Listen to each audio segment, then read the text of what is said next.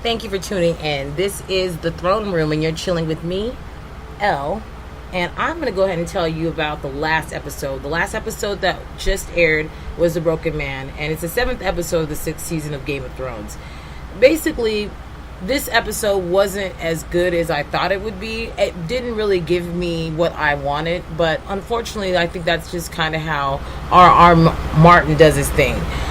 This current episode that just aired, just this last Sunday, the 5th of June, definitely did give us what we wanted to see in regards to the waif, because we already knew she was coming after Arya, and she was definitely going to go ahead and kill her because she was told to kill her. But the thing that I think, and just my own thinking, is that the waif is actually being tested as well. I mean, how could she be a faceless person if she's worried about Arya?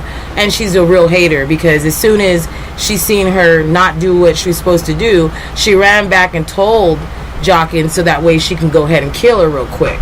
So she kind of did kill her, but at the end of this episode kind of left you at a quick cliffhanger, because she acted like she was an old lady, came up to Arya and said sweet girl, and then all of a sudden stabbed her a bunch of times with a small, I would say like kind of like an ice pick type knife, and she kind of fell over the little bridge that she was on and fell into the water, and you didn't see her anymore until she got out.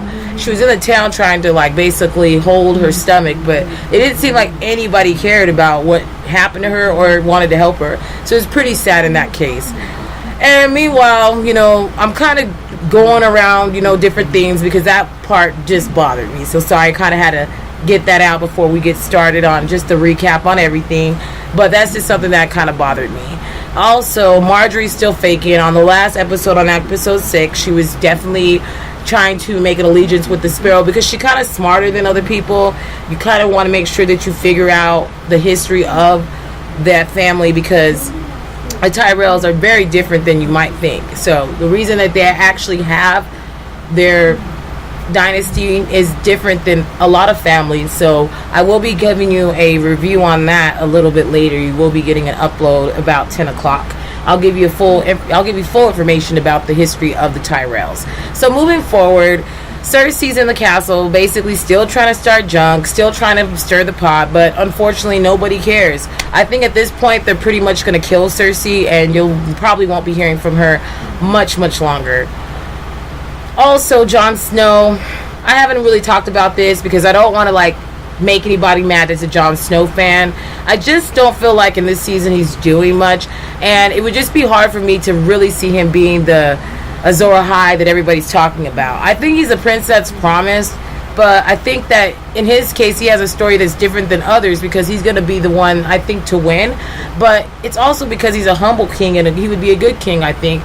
But I don't really see him doing much. In this episode, Sansa and himself went to a place where Mormont's 10-year-old grandniece was basically being the ruler of that area. So they're giving their speech, they're going back and forth. She tells Sansa that she's been with everybody, basically, is what she tried to act like.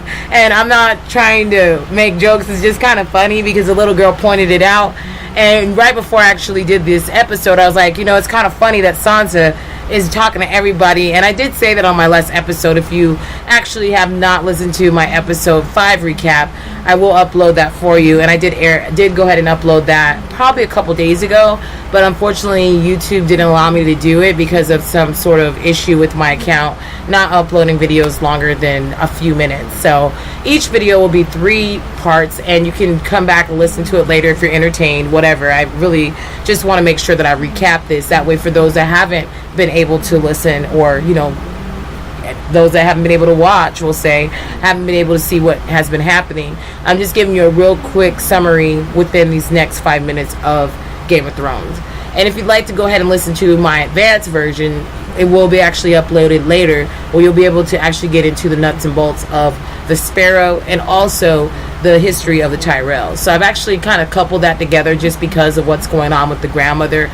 It's unfortunate that she is definitely being pushed out of the capital but it's probably for her own good. Since she's really kind of old, she definitely doesn't want to be there if the High Sparrow tries to go in high gear and trying to make her be in a cell and make her walk the walk of shame, which I hope they never do. They don't need to do that anymore. It's just really sad, you know. Unfortunately, I kind of laughed at Cersei. Unfortunately, because what you reap, you sow. So I think that's kind of what R.R. Martin's doing. Just kind of showing you what happens when people do evil things to people.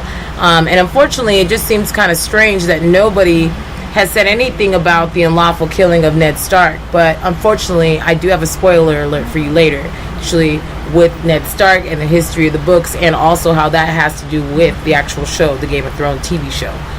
But coming up actually next, I will be going and expanding in on episode 7. That way you can get some information on Jaime Lannister, the status of what he's doing, and what I think as far as predicting what could happen next between him and Cersei, and also Brienne. So we'll be talking about that later, about our recap and also our prediction for episode 8. So we'll be coming back in the next few minutes. I want to thank you so much for tuning in to the Throne Room, and we'll be back in a few minutes. Thank you for tuning in.